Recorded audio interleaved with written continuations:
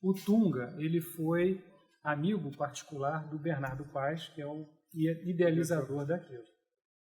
E foi a partir dele que ele deixou, assim, através do convívio com ele deixou de ser um colecionador de arte moderna e passou a ser um colecionador de arte contemporânea.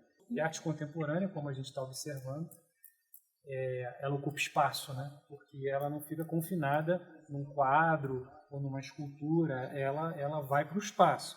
Foi a partir daí que ele começou a adquirir as propriedades aqui em volta aqui do sítio dele original.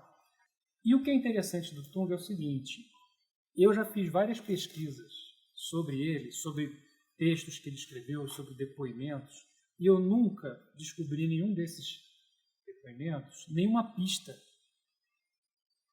pista para que dá o significado e entendimento de nenhuma obra dele. Por quê? Ele próprio dizia o seguinte, que se ele dissesse exatamente o que ele estava pensando, não ia ter graça. Então, a graça das obras é que o público tem a sua própria interpretação.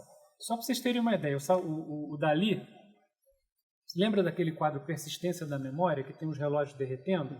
Várias pessoas fizeram diversas interpretações, e cada uma mais sofisticada que a outra, e ele falou o seguinte: não, eu fiz aquele quadro inspirado num queijo camembert, e com o tempo derrete. E aí, para representar isso, ele fez um relógio derretendo. Tá?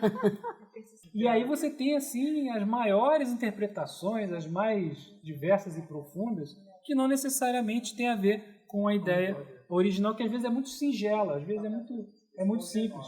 Inclusive, o próprio Marcel Duchamp, Man Ray, os dadaístas em geral, eles deviam morrer de rir com as interpretações que faziam das obras dele, porque eram enigmas visuais que, muitas vezes, o cara não queria dizer grande coisa com aquilo, mas ele queria o quê? Provocar.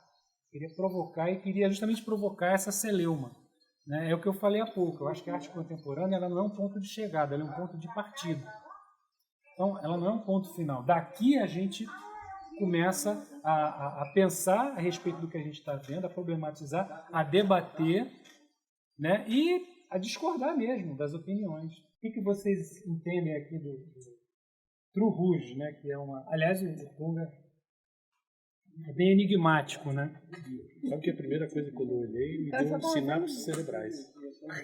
Ah, interessante. Olha, cada um vê. Eu vi um monte de... Eu achei que fossem bonecas. Uhum. Eu estava mais ali, mais longe, eu estava vendo redes com bonecas dentro.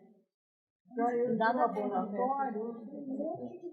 Tubo de laboratório. Tubo de ensaio. Esponjas para limpar os tubos. Eu vi fetos. Que nem a cegonha traz os bebês, como tudo que nós fazemos com um fim, com um objetivo. É a ideia, vamos dizer assim, da nossa tradição racionalista, positivista.